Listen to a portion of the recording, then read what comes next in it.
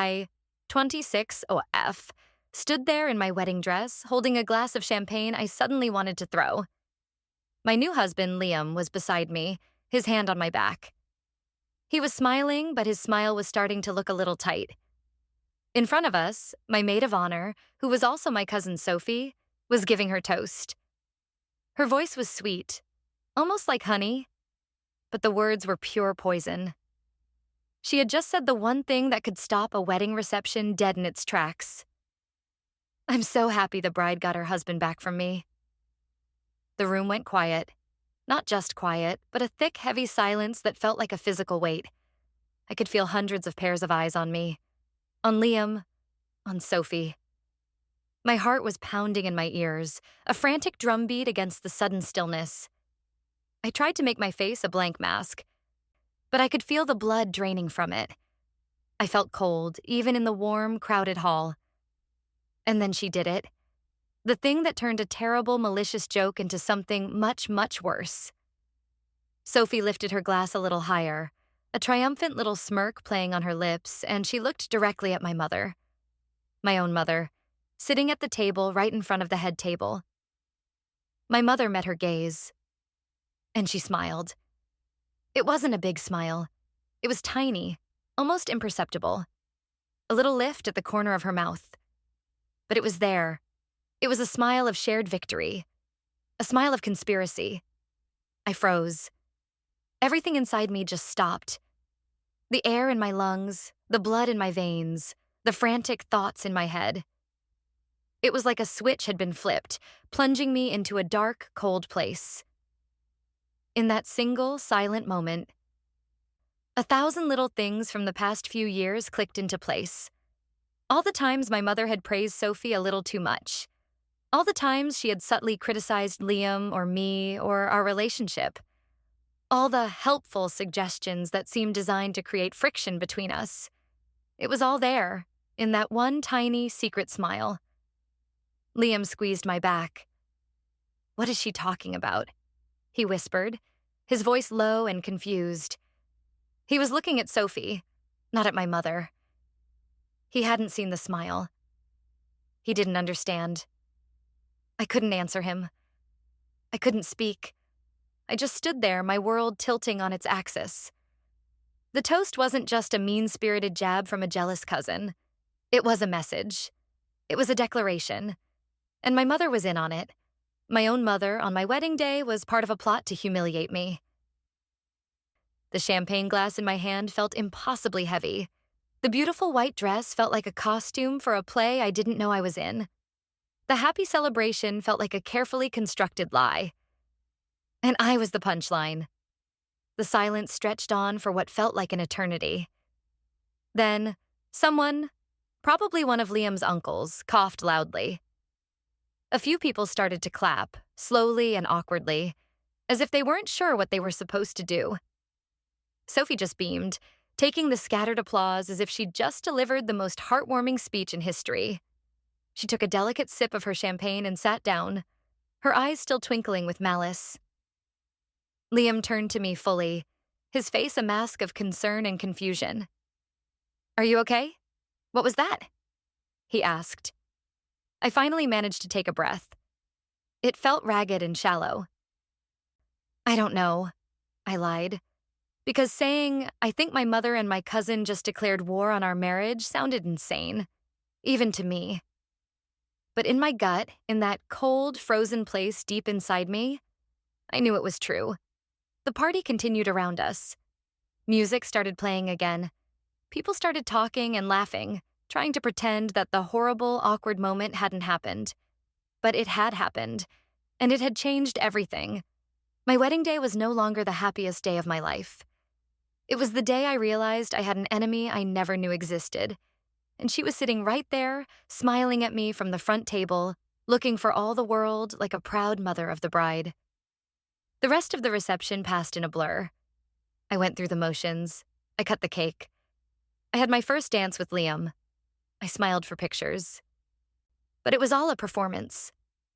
Inside, I was replaying that moment over and over again. Sophie's words, the silence, and my mother's smile. It was burned into my memory. Every time I looked at my mother, she would give me a warm, loving look as if nothing was wrong. But I could see the lie in her eyes now. It was like a veil had been lifted, and I was seeing her for the first time. Liam tried to talk to me about it a couple of times. He would lean in close while we were dancing or posing for a photo and whisper, "We need to talk about what Sophie said." Each time I would just shake my head slightly and say, "Later, not now. Let's not ruin tonight any more than it's already been ruined." He didn't push. He could see how upset I was. He was being a good husband. He was trying to protect me. But he didn't understand what he was up against. He thought it was just Sophie being her usual dramatic self. He didn't see the bigger picture. He didn't see the hand of the puppeteer pulling the strings.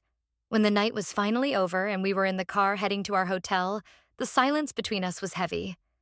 Liam was driving, his hands tight on the steering wheel. I was staring out the window at the city lights, but I wasn't really seeing them. "Okay," he said finally, breaking the quiet. "Now, talk to me. What the hell was that toast?" I took a deep breath. "I think you know what it was," I said, my voice flat. "No, I don't," he insisted. "You and I have been together for 5 years. I dated Sophie for 3 weeks in high school. 3 weeks. It was nothing." "Why would she say something like that?" "Because she's not over it, obviously," I said. It was the simplest explanation, but it wasn't the whole truth. "That's crazy," he said, shaking his head. "We were 16, and we barely even held hands. To bring that up at our wedding? In front of everyone? That's just cruel." "Yes," I said. "It was cruel." I didn't mention my mother. I couldn't.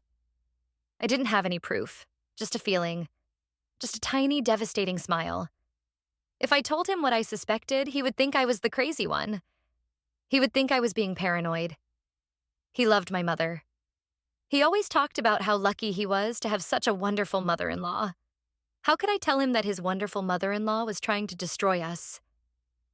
We got to the hotel and went up to our suite. It was beautiful. There were rose petals on the bed and a bottle of champagne on ice. It was supposed to be the most romantic night of our lives. But the mood was ruined. The poison from Sophie's toast had seeped into everything, tainting it all. Liam came up behind me and wrapped his arms around my waist. He rested his chin on my shoulder. "Let's not let her win," he whispered. "Let's not let her ruin our wedding night. She's just a bitter, jealous person. She doesn't matter." I wanted to believe him. I wanted to just forget about it and enjoy the moment. But I couldn't. "It's not just her," I said, my voice barely a whisper. He tensed. "What do you mean?" I turned in his arms to face him. I looked into his eyes, searching for understanding. "Did you see my mother's face when Sophie was giving that toast?"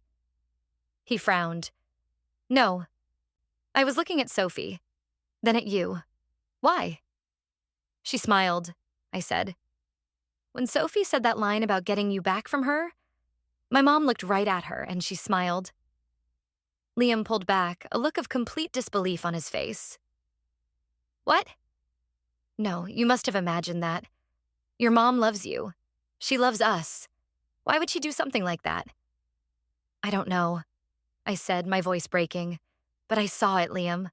I'm not making it up." "Honey, you're upset," he said, his voice soft and placating. "Sophie's speech was horrible. It's understandable that you're seeing things that aren't there. Your mom was probably just smiling because she was trying to keep her composure. She was probably trying to signal to Sophie to wrap it up." I shook my head. "No, it wasn't that kind of smile. It was satisfied. Like she was proud of her."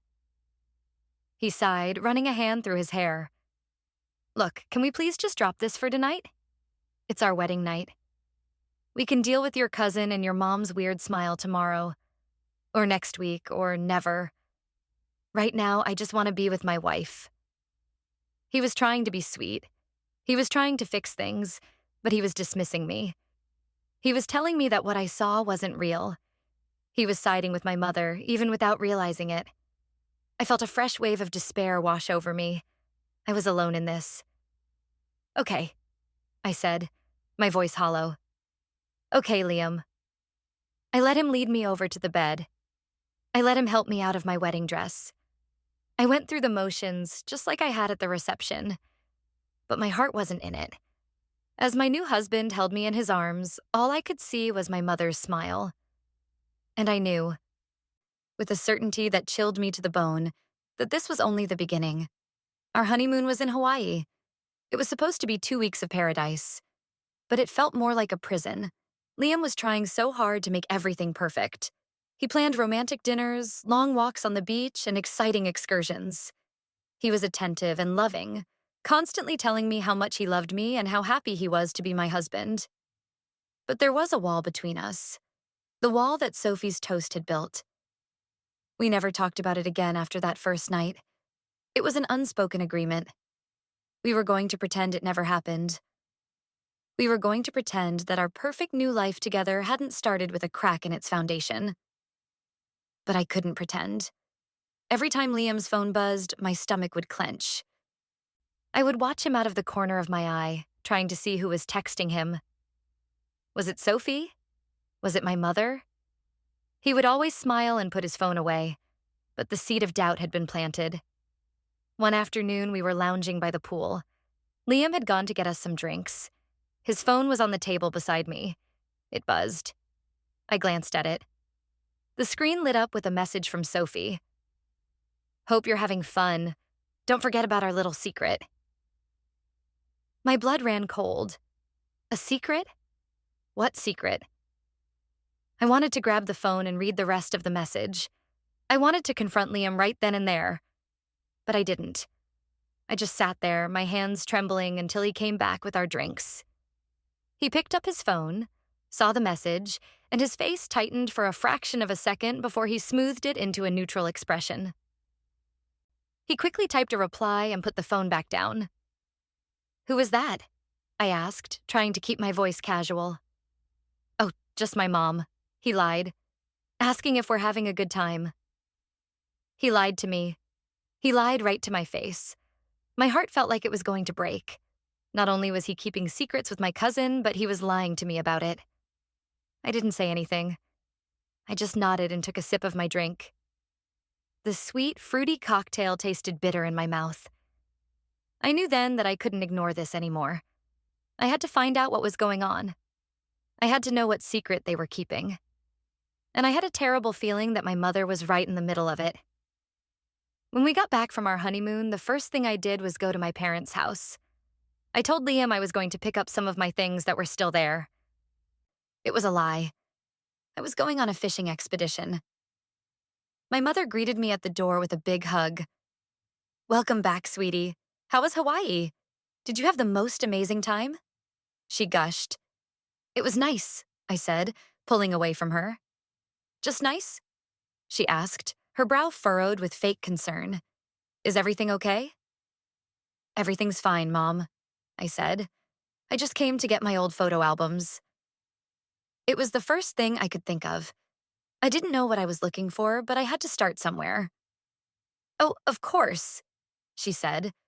They're in the den on the bottom shelf. I went into the den and found the albums. As I was pulling them out, I noticed another one tucked away in the back. It was a newer album, one I didn't recognize. It was plain black leather with no label on the spine. Curious, I pulled it out. I opened it up. The first page was a picture of Liam and Sophie. They were at a family barbecue, standing with their arms around each other, smiling at the camera. They looked like a couple. I flipped the page. Another picture of them, this time at Christmas. They were wearing matching ugly sweaters, and Sophie was kissing Liam on the cheek. My mother was in the background, beaming at them. I flipped through the rest of the album. It was filled with pictures of Liam and Sophie together at various family events over the past few years. Events I had never been invited to. Events I didn't even know had happened. My mother was in almost every picture, always looking at them with a proud, happy expression. It was all there, in black and white. proof that their relationship wasn't just a 3-week fling in high school. It was something more. And my mother had not only known about it, but she had actively encouraged it. She had been trying to set Liam up with my cousin even while he was dating me. I felt sick to my stomach. I closed the album, my hands shaking. I had to get out of there. I grabbed my old albums and the secret black one and walked out of the den. My mother was in the kitchen, humming to herself.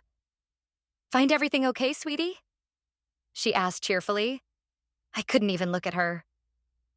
"Yes," I said, my voice tight. "I have to go." "So soon?" she said. "Don't you want to stay for a cup of tea and tell me all about your trip?" "I can't," I said. "Liam's waiting for me." I walked out of the house without another word.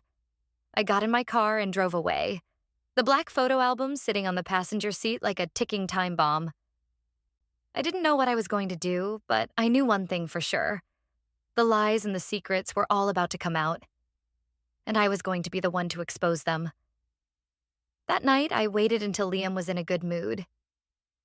We had a nice dinner, we watched a movie, and we were curled up on the couch together. I knew that what I was about to do could shatter the fragile peace we had built since the honeymoon, but it had to be done. I took a deep breath and sat up. "Liam, we need to talk." He immediately looked wary. "About what?" I didn't say anything. I just got up, went to the other room, and came back with the black photo album.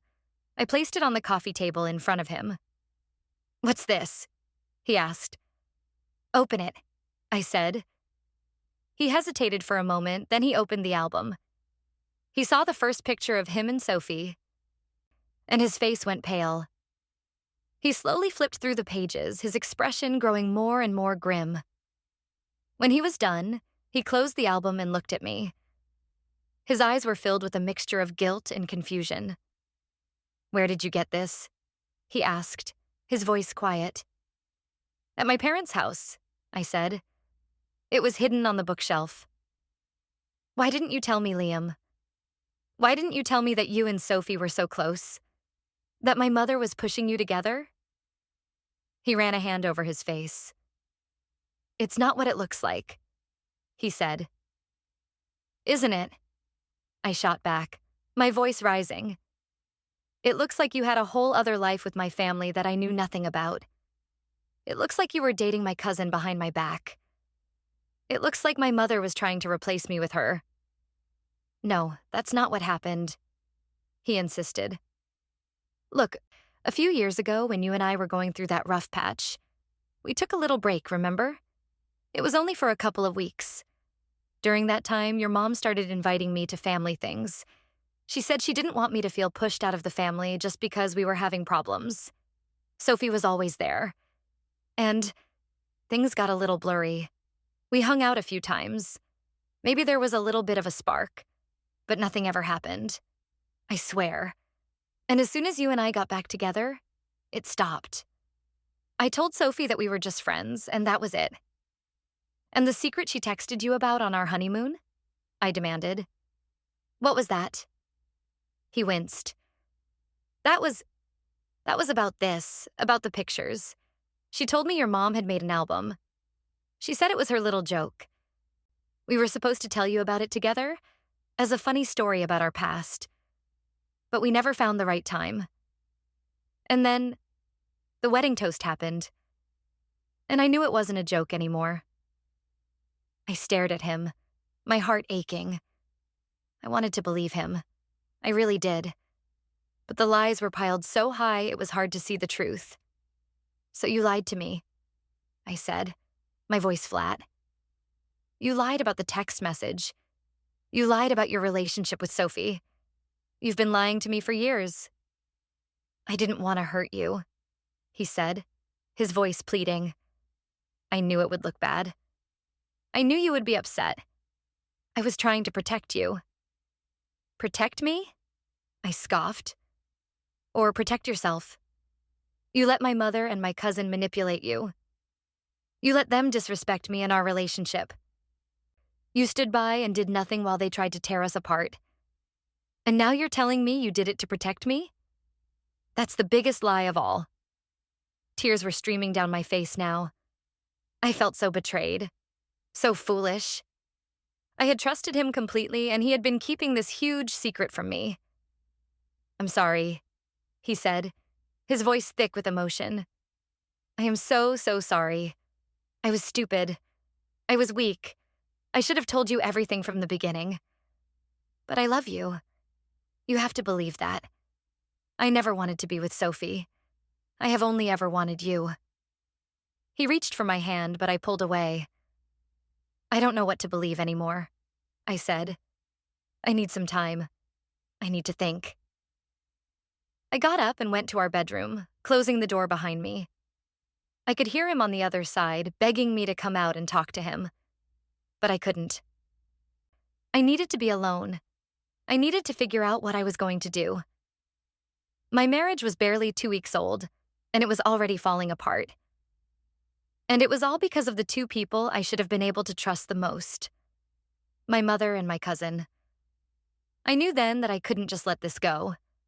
I had to fight back. I had to expose them for what they were. And I had to do it before they destroyed my life completely. The next few days were a tense ceasefire. Liam slept on the couch, giving me the space I'd asked for. He would leave me little notes in the morning, telling me he loved me and that he was sorry. He was trying. I could see that. But trust, once shattered, is not so easily repaired. I spent a lot of time talking to my best friend, Anna. She was the one person I knew I could count on for an unbiased opinion. I met her for coffee and laid everything out for her. The toast, my mother's smile, the text message from Sophie, the secret photo album, Liam's confession. I told her every single detail, my voice shaking with a mixture of anger and hurt. When I was finished, Anna just sat there for a moment, stirring her latte, a thoughtful expression on her face. "Wow," she said finally. "That is a whole new level of toxic. I always knew your cousin was a piece of work, but your mom? I'm shocked." "I know," I said, wiping a tear from my eye. "I feel like my whole life has been a lie. How could she do this to me?" "I don't know," Anna said, reaching across the table and taking my hand. "But what I do know is that you can't let them get away with it. You can't let them win." "But what do I do?" I asked, my voice filled with despair. "Liam says it's all in the past. He wants to just move on and forget about it. He wants me to forgive my mom and Sophie." Anna snorted. "Of course he does. He's guilty. He played a part in this, even if he didn't realize what he was doing. Forgiving them means forgiving himself. But this isn't about him right now. This is about you. And you don't have to forgive anyone until you're ready." "I don't think I'll ever be ready," I admitted. Every time I close my eyes, I see that smile on my mother's face. It's like she was enjoying my humiliation. "Then don't forgive them," Anna said, her voice firm. "In fact, don't just not forgive them. Make them pay." I looked at her, surprised. Anna was usually the calm, level-headed one. The one who always advocated for peace and understanding. "What do you mean?" I asked. "I mean, you have the proof now," she said, tapping her finger on the table for emphasis. "You have the photo album. You have Liam's confession. You have the text message. You have everything you need to expose them. You just need to figure out the right way to do it." A little spark of something I hadn't felt in weeks ignited within me. Hope. No, it was more than hope. It was a desire for justice, for vengeance. Anna was right. I couldn't let them get away with this. I couldn't let them sweep their betrayal under the rug and pretend it never happened. "But how?" I asked. "If I just confront them, they'll deny everything. They'll twist it all around and make me look like the crazy, jealous wife." "Then you need more," Anna said. "You need something they can't deny. Something concrete. Something that will leave them with no choice but to admit what they did." We sat there for a long time, brainstorming. We came up with a few ideas, but none of them felt quite right. I knew that whatever I did, it had to be big. It had to be public. It had to be just as humiliating for them as that wedding toast had been for me. I went home that night with a new sense of purpose. I was no longer a victim. I was a woman on a mission. I still didn't know exactly what my plan was, but I knew that the first step was to gather more evidence. The photo album was a good start, but it wasn't enough. I needed to find proof of their more recent manipulations. I needed something that connected the wedding toast to my mother. I started small. I went through our joint bank accounts, looking for anything unusual. I checked our credit card statements. I even looked at our phone records. And that's when I found it. A pattern. There were dozens of calls between Liam and my mother in the months leading up to the wedding. Far more than usual. And there were just as many calls between my mother and Sophie. They were talking. A lot. They were planning something. The next piece of the puzzle came from an unexpected source. I was cleaning out my email inbox, deleting old messages, when I stumbled upon an email chain from a few months ago. It was about a job I had applied for. A promotion at my company that I had really wanted but hadn't gotten. The email was from my mother. She had forwarded my application to Sophie. And at the top of the email, she had written a short message. Here's that information we talked about. Make sure your resume is stronger in these areas. This could be your big break. I stared at the screen, my blood boiling. Sophie had applied for the same job, and she had gotten it. At the time, I had just assumed she was the better candidate. I had been disappointed, but I had been happy for her. Now I knew the truth. My own mother had helped my cousin steal a promotion from me. She had actively sabotaged my career just to give Sophie an advantage.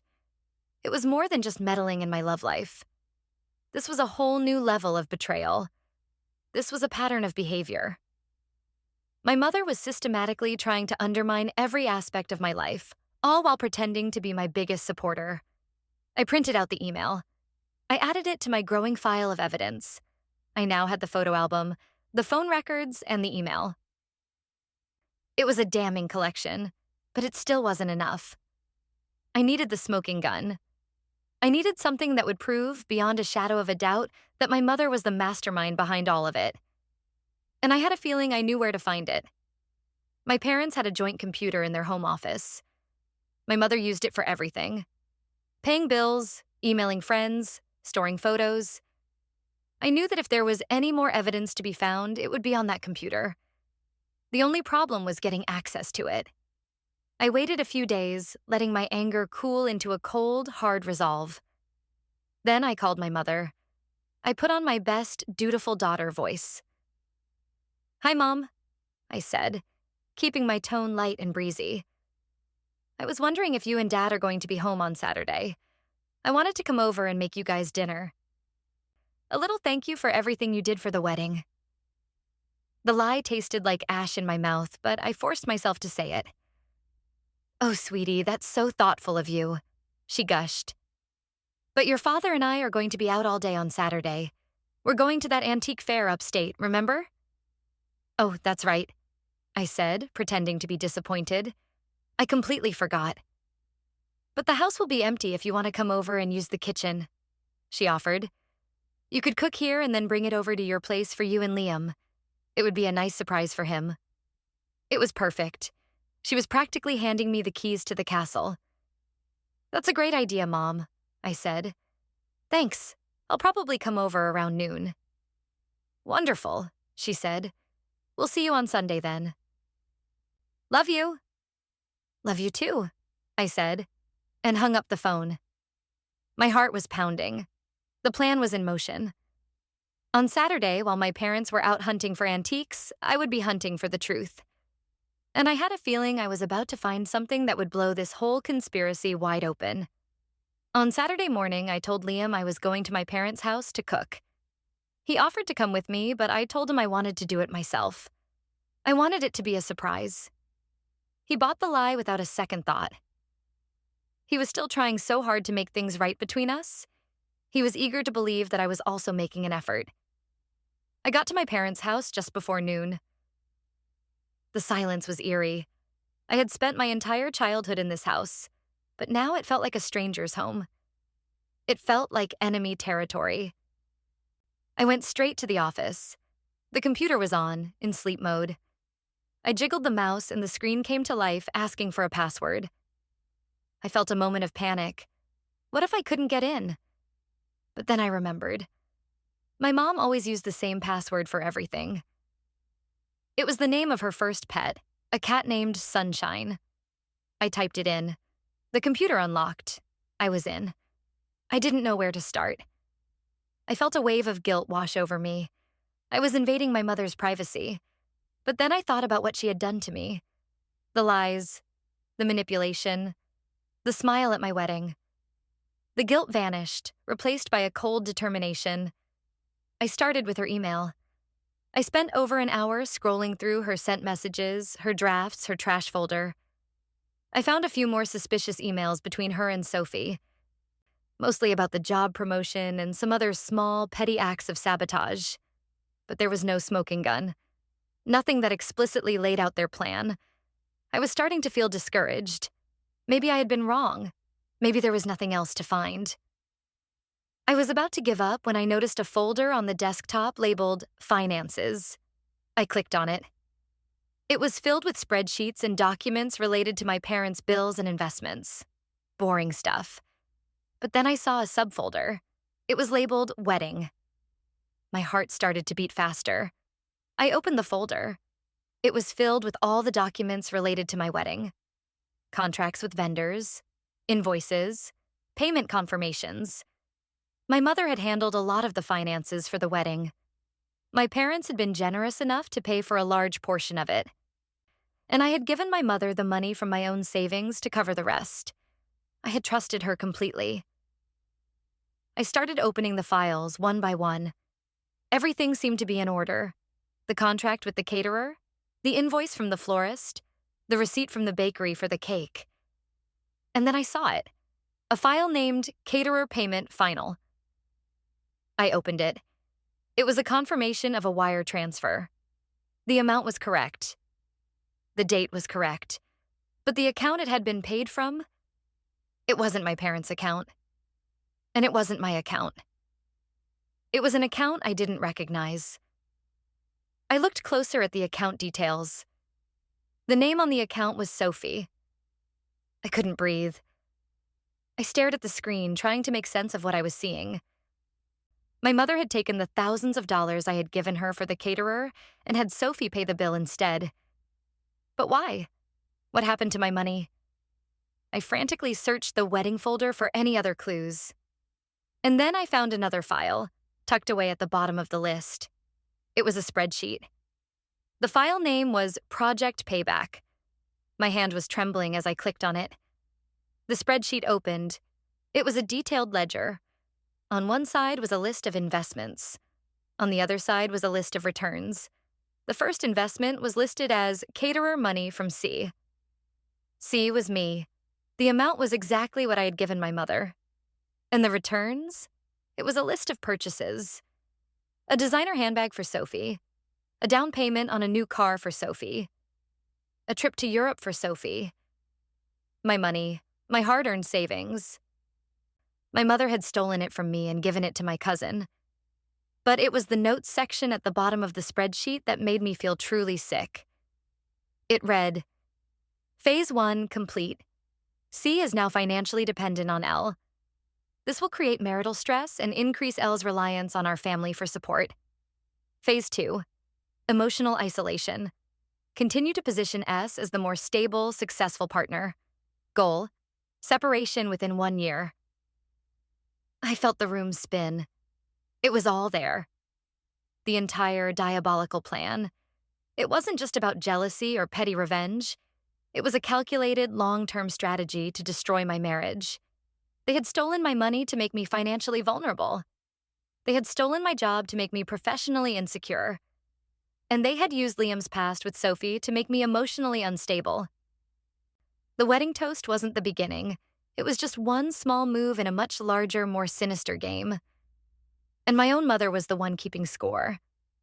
I felt a rage so pure and so hot that it burned away all my sadness and fear. I was done being a victim. I was done crying. I was done feeling hurt.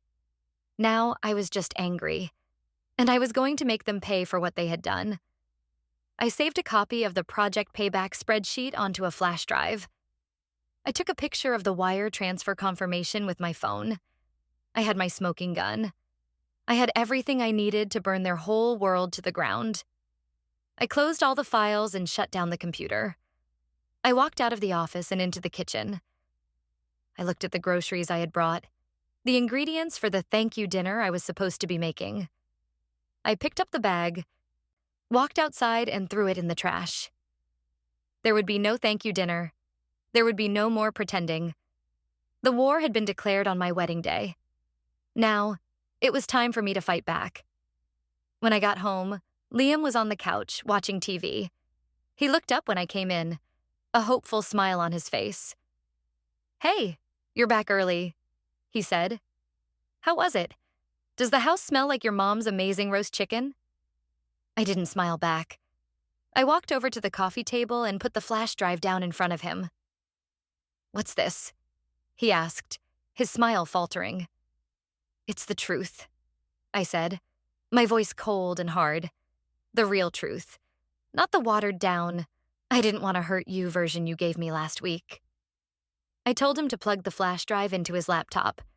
He did, a look of dread growing on his face. I told him to open the file named Project Payback. He opened it. I watched his face as he read. I saw the confusion turn to disbelief, and the disbelief turn to horror.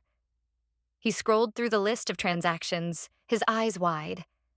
He read the notes at the bottom, his jaw clenched. When he was done, he just stared at the screen, speechless. I don't understand," he finally whispered, looking up at me. "This can't be real." "Oh, it's real," I said. "I found it on my mother's computer less than an hour ago. She stole my savings, Liam. The money I gave her for the wedding. She gave it to Sophie. And they have been using it to systematically destroy our marriage."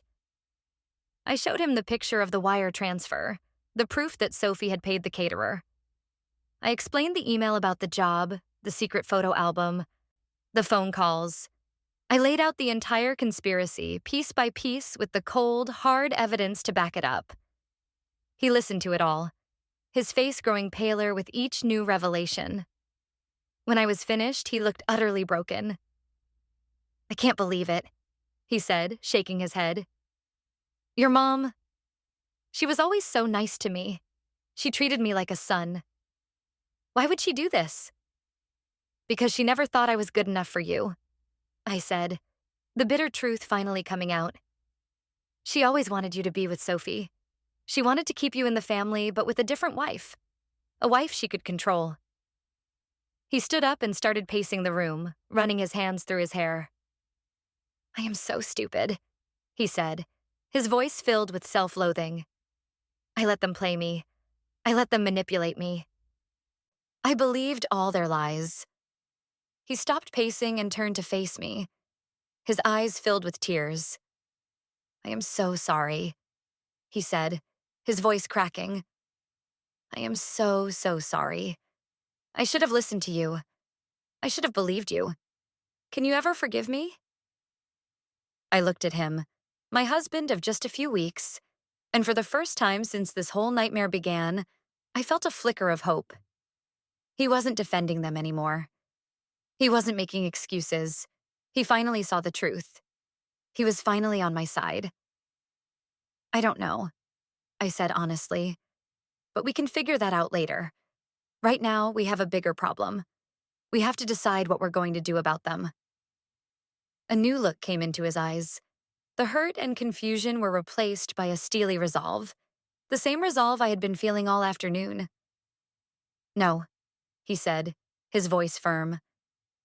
"We don't have to decide. You get to decide. This is your mother, your cousin, your money. They tried to destroy you. You tell me what you want to do. Whatever it is, I'm with you. 100%. He walked over to me and took my hands in his. "I promise you," he said, his gaze locked on mine. "I will never let you down again. We are a team, and we are going to make them pay for what they did to us. Hearing him say us felt like a lifeline. I wasn't alone in this anymore. I had my husband back. The real Liam. The one who loved me and would fight for me. Okay, I said, a small smile finally touching my lips. I have an idea, but it's going to be messy, and it's going to be public. Good, he said, a grim smile matching mine. They started this in public. It's only fair that we end it in public. We spent the rest of the weekend planning. We went over every detail, every possible scenario. We knew we only had one shot at this, and it had to be perfect. The stage for our confrontation was already set. My father's 60th birthday party was the following Saturday. The entire family would be there. My mother was hosting it at their house. It was the perfect venue for the truth to finally come out. The week leading up to the party was agonizing. I had to pretend that everything was normal. I had to talk to my mother on the phone and listen to her go on and on about the party preparations, all while knowing what she had done.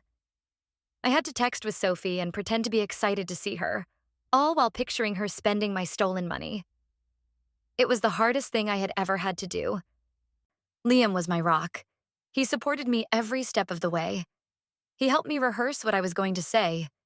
He held me when I felt like I was going to break down. He was my partner in every sense of the word. We were a united front. And we were ready for battle. The day of the party arrived. I put on a simple, elegant dress. I did my hair and makeup. I looked calm and collected on the outside, but inside my stomach was a knot of nerves. Liam took my hand as we got out of the car. Ready? He asked. As I'll ever be, I said. We walked into the house. It was filled with family and friends, aunts, uncles, cousins, old family friends. Everyone was there. My mother rushed over to greet us, a big fake smile plastered on her face. There you are, she exclaimed, pulling me into a hug. I was starting to get worried. I hugged her back, my body stiff. We wouldn't miss it for the world, I said, my voice dripping with a sweetness that was just as fake as her smile. Sophie was right behind her, a smug look on her face. You look great, she said, eyeing my dress. That must have cost a fortune. Good thing you have Liam to take care of you now. It was a subtle dig at my recent job loss, the job she had stolen from me. I just smiled. It's amazing what you can afford when you're not being robbed blind by the people you trust, I said, my voice light and airy. The smug look on her face faltered for a second. My mother shot me a sharp look. They knew something was off, but they didn't know what was coming. We spent the next hour mingling, making small talk, and pretending to have a good time. All the while, I was watching the clock, waiting for the right moment. We had decided to wait until after my father had given his speech and opened his presents. We wanted him to have at least a few happy moments before we dropped the bomb. Finally, the time came. My father was sitting in his favorite armchair, surrounded by presents, a happy, contented look on his face. My mother was standing beside him, beaming. She tapped a glass with a spoon to get everyone's attention. I just want to thank you all for coming to celebrate my wonderful husband's birthday, she said, her voice filled with emotion. Family is the most important thing in the world, and to have you all here with us tonight means so much. It was the perfect opening. I caught Liam's eye from across the room. He gave me a slight nod. It was time. I cleared my throat and stepped forward. I'd like to say something if that's okay, I said, my voice clear and steady. All eyes turned to me. My mother looked surprised, but she smiled and gestured for me to continue. Of course, sweetie, she said. I took a deep breath. I just want to echo what my mom said. Family is the most important thing. It's about trust. It's about support. It's about knowing that you have people in your corner who will always have your back, no matter what. I paused and looked directly at my mother. Her smile was starting to look a little strained. But sometimes, I continued, The people who are supposed to be your biggest supporters are actually the ones stabbing you in the back, and they do it with a smile on their face. A nervous murmur went through the room. People were starting to look uncomfortable. My mother's face had gone from strained to angry. "Clara, what is the meaning of this?" she hissed, her voice low. "This is not the time or the place." "Oh, I think this is the perfect time and place," I said, my voice growing stronger. "Because this is a family party. And I have a family secret I'd like to share with everyone." I pulled out my phone and the small portable speaker I had brought with me. I had a recording on my phone. A recording of a conversation I had with the caterer from the wedding. I had called him a few days ago, pretending to be confused about the final payment. I had asked him to confirm who had paid the bill. He had, of course, said Sophie's name. I had recorded the entire call. I pressed play. The caterer's voice filled the silent room. "Yes, I'm looking at the records right now. The final payment of $10,000 was made via wire transfer from an account under the name of Sophie." I stopped the recording. The room was dead silent. Everyone was staring at me, then at Sophie, then at my mother. Sophie's face was as white as a sheet. My mother looked like she had been slapped. "I'm a little confused," I said, my voice feigning innocence. "Because I seem to remember giving my mother $10,000 in cash to pay for the caterer. My own savings. I guess I'm just wondering, where did my money go?" My mother opened her mouth to speak, but no words came out. She just stared at me, her eyes wide with panic. "Maybe Sophie knows," I said, turning to my cousin. "After all, she seems to have come into a lot of money lately. A new car, a new designer wardrobe, a fancy trip to Europe. It's almost as if she received a sudden windfall of about, oh, I don't know, $10,000? Sophie looked like she was about to faint. She started to stammer. I don't know what you're talking about." "Really?" I said, raising an eyebrow.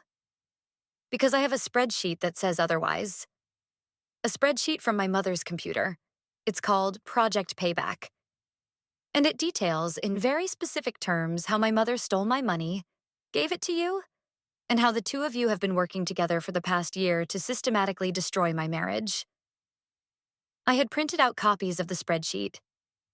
Liam walked to the center of the room and started handing them out to our family members. One by one, they took the papers and started to read. I could see the looks of shock and disgust on their faces as they read the details of the twisted plan.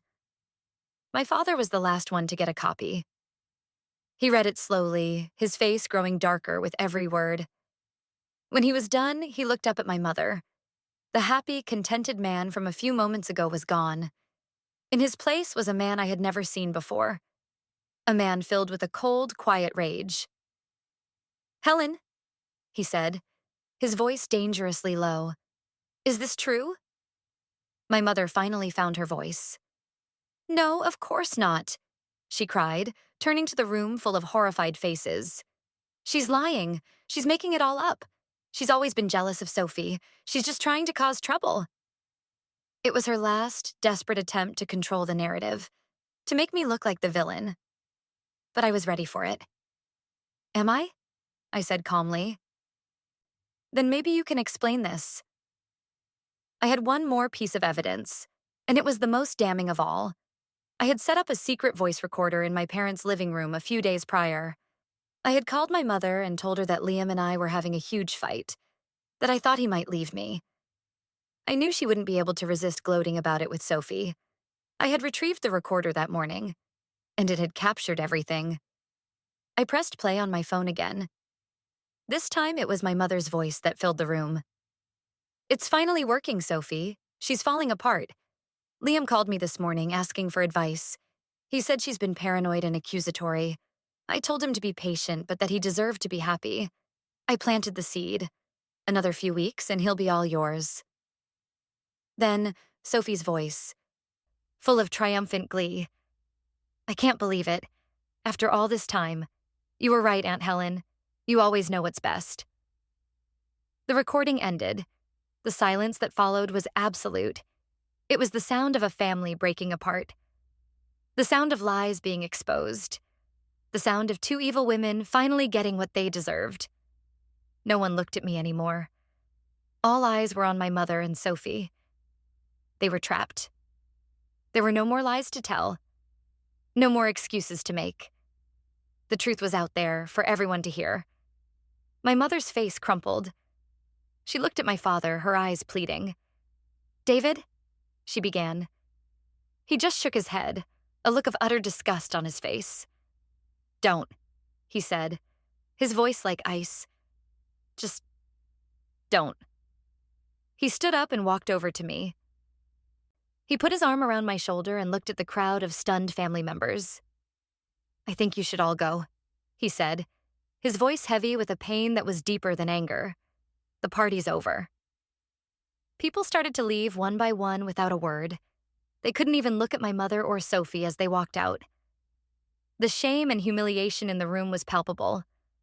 Soon it was just me, Liam, my father, my mother, and Sophie left in the room. Sophie was sobbing uncontrollably. My mother was just standing there, her face a blank mask of shock. My father turned to her. "I want you out of my house," he said, his voice flat and devoid of all emotion. "Pack a bag. Go to a hotel. I'll have the rest of your things sent to you. I'll call my lawyer on Monday." My mother's eyes widened in horror. "David, no, you can't. We're married for 30 years. "That's what I thought," he said, his voice breaking for the first time. "But the woman I was married to would never have done this to our daughter. I don't know who you are, but I don't want you in my life anymore." He then turned to Sophie. "And you," he said, his voice dripping with contempt.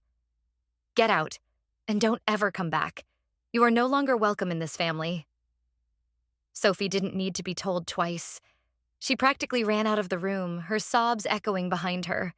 My mother just stood there, defeated. She looked at me, her eyes filled with a hatred so intense it made me flinch. "You've ruined everything," she whispered. "No, Mom," I said, my voice steady. "You did. You ruined everything. All I did was turn on the lights."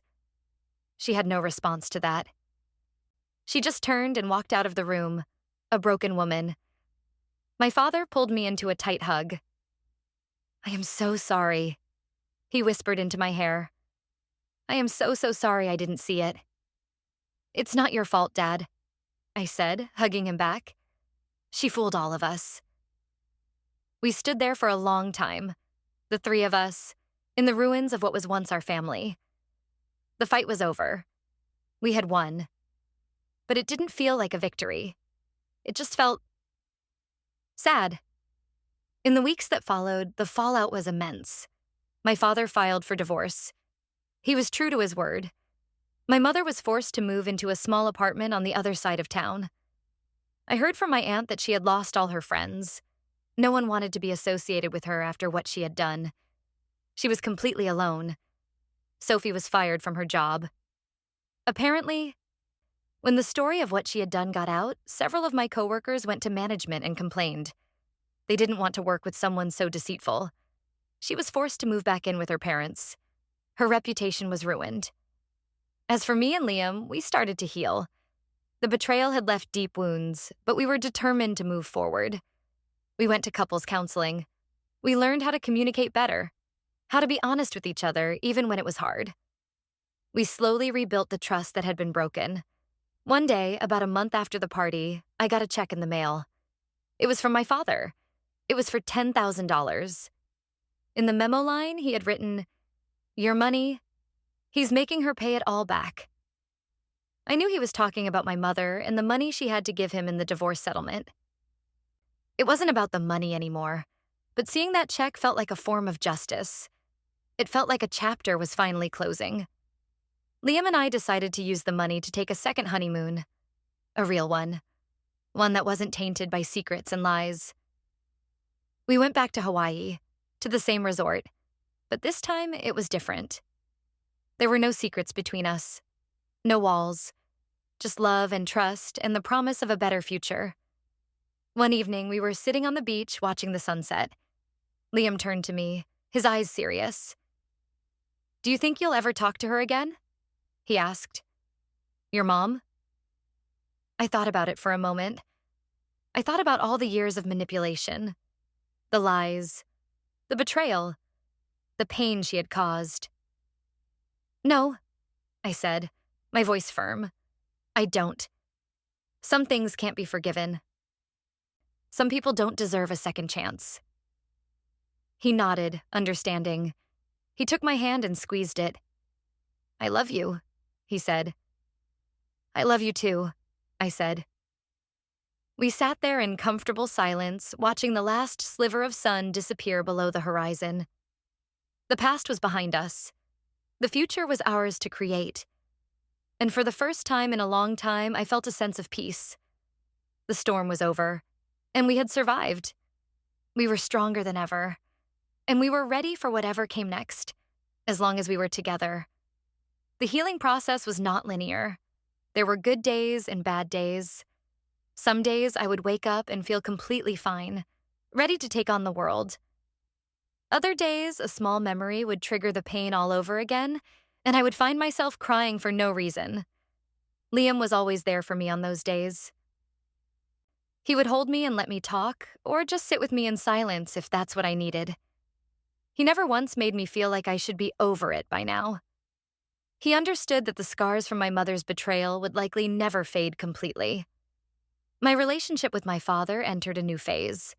We talked on the phone almost every day. He was lonely, I could tell. The divorce was hard on him, even though he knew it was the right thing to do. He would often apologize to me, over and over again, for not protecting me from my mother. "I was blind, Clara," he said to me one day, his voice thick with regret. "I saw the woman I fell in love with, not the person she had become. I ignored so many red flags. The way she would subtly put you down. The way she always favored Sophie. I just thought it was family drama. I never imagined it was so calculated, so evil." "It's not your fault, Dad," I would always tell him. "She's a master manipulator. She fooled everyone, including me." We became closer than we had ever been. It was as if the shared trauma had forged a new, stronger bond between us. We started having dinner together every Sunday, just the two of us. It became our new tradition. A few months after the infamous birthday party, I received a letter in the mail. It was from my mother. My first instinct was to throw it away, unopened. But curiosity got the better of me. I sat down at my kitchen table, my heart pounding, and tore open the envelope. The letter was long and rambling. It was a pathetic attempt at an apology, filled with excuses and self-pity. She blamed her actions on her own unhappy childhood. She said she was just trying to give Sophie the life she never had. She claimed she had always been jealous of my bond with my father. It was a whole lot of me, with very little genuine remorse for the pain she had caused me. The last paragraph was the worst. "I know I made mistakes," she wrote, "but I am still your mother, and you are still my daughter. I hope that one day you can find it in your heart to forgive me. Family is forever." I scoffed, crumpling the letter in my fist. Family is forever. The irony was almost laughable. She had tried to destroy my new family with Liam, and now she was using the concept of family to try to guilt her way back into my life. I threw the letter in the trash. I didn't even bother to write a response. There was nothing to say. She hadn't learned a thing. She still didn't understand the depth of her betrayal, and I knew, with absolute certainty, that letting her back into my life would be the biggest mistake I could ever make. Life moved on. Liam and I bought a new house in a different part of the city, farther away from the painful memories associated with my childhood home. We adopted a dog, a goofy golden retriever we named Sunny, as a nod to a brighter future. We both found new jobs that we loved. We were building a life together, a life based on honesty, trust, and mutual respect. A life that was completely free from the toxic influence of my mother and Sophie. About a year after the wedding, Anna got married. She asked me to be her maid of honor. Standing up next to her on her big day, I felt a pang of sadness for what my own wedding could have been. But then I looked out at the guests and saw Liam, smiling at me with so much love in his eyes. And I saw my father sitting in the front row, looking proud and happy. And I realized that even though my wedding day had been a nightmare, it had led me to this moment. It had forced Liam and me to confront the weaknesses in our relationship and build something stronger. It had brought me closer to my father. It had shown me who my true friends were. When it was time for me to give my toast, I stood up, my hands trembling slightly. I looked at Anna and her new husband, and then I looked at Liam. A wedding is a celebration of love and commitment, I began, my voice clear and strong. But it's also a celebration of trust. It's about finding that one person in the world who you know will always have your back. The person who will fight for you, even when the enemy is someone you least expect. The person who will stand with you in the storm and help you rebuild when it's over. I raised my glass. To Anna and Mark. May your life together be filled with love, laughter, and unwavering trust. And may you always be each other's safe harbor. As everyone clapped, Liam caught my eye and mouthed the words, "I love you." I smiled back at him, my heart full. We had found our safe harbor, and we would never let anyone destroy it again. The years passed. Liam and I celebrated our 5th wedding anniversary. We were happier than I ever thought possible. We had built a beautiful life, filled with love, laughter, and a deep, unshakable bond. The memories of my mother and Sophie had faded, like a bad dream. They were a part of my past, but they no longer had any power over my present. One day, I was at the grocery store when I saw her, Sophie. She was standing in the checkout line a few people ahead of me. She looked different. The confident, smug girl I remembered was gone. She looked tired and worn down. Her clothes were cheap and her hair was messy. She was arguing with the cashier over the price of a can of beans. Our eyes met for a brief moment. I saw a flash of recognition in her eyes, followed by a wave of shame. She quickly looked away, paid for her groceries, and hurried out of the store without a backward glance. I didn't feel anger or hatred when I saw her. I didn't even feel pity. I just felt nothing. She was a stranger to me now. A ghost from a life I no longer lived. A few weeks later, my father called me with some news. My mother had had a stroke. It was a serious one. She was in the hospital and the prognosis wasn't good. The doctors say she's lost most of her mobility on her left side, he said, his voice heavy. And her speech is impaired. She's going to need long-term care. I was silent for a moment, processing the news. I didn't know how to feel. Are you going to go see her? I asked. He sighed. I don't know, Clara. After everything she did, but she's still the mother of my child. She's the woman I spent 30 years of my life with. I feel like I should, I don't know, say goodbye? You should do whatever you feel is right for you, Dad, I said. Don't worry about me. I made my peace with her a long time ago. He did go to see her. He told me it was one of the hardest things he had ever done. She was a shell of her former self. The proud, manipulative woman was gone, replaced by a frail, frightened old woman who could barely speak. She cried when she saw him. She tried to say she was sorry, but the words wouldn't come out right. My father decided to handle her arrangements. He found a good nursing home for her and made sure she would be well taken care of. It was an act of compassion, not forgiveness. He was doing it because it was the right thing to do, not because she deserved it. He asked me one last time if I wanted to see her. I thought about it, long and hard. But I couldn't. The wounds were too deep. The betrayal was too great. Seeing her in that state wouldn't bring me any peace. It would only reopen old wounds. No, Dad, I said. I can't. My last memory of my mother is her smiling at my wedding as Sophie tried to humiliate me. I think it's better if it stays that way. It reminds me of why I can never let her back into my life, no matter what. He understood. He never asked me again. My mother lived in that nursing home for 3 more years. I never saw her. I never spoke to her. Sophie was the only one who visited her. I heard from my aunt that Sophie had become her full-time caregiver. A fitting punishment, I thought. The two of them, trapped together in the mess they had created.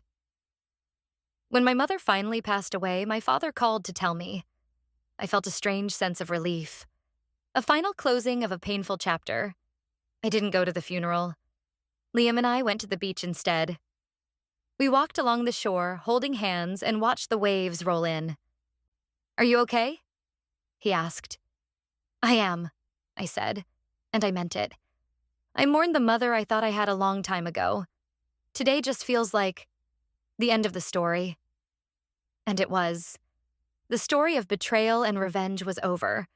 A new story had begun. A story of love, resilience, and the power of choosing your own family. A story that Liam and I were writing together every single day. And I knew, with all my heart, that it was going to have a happy ending.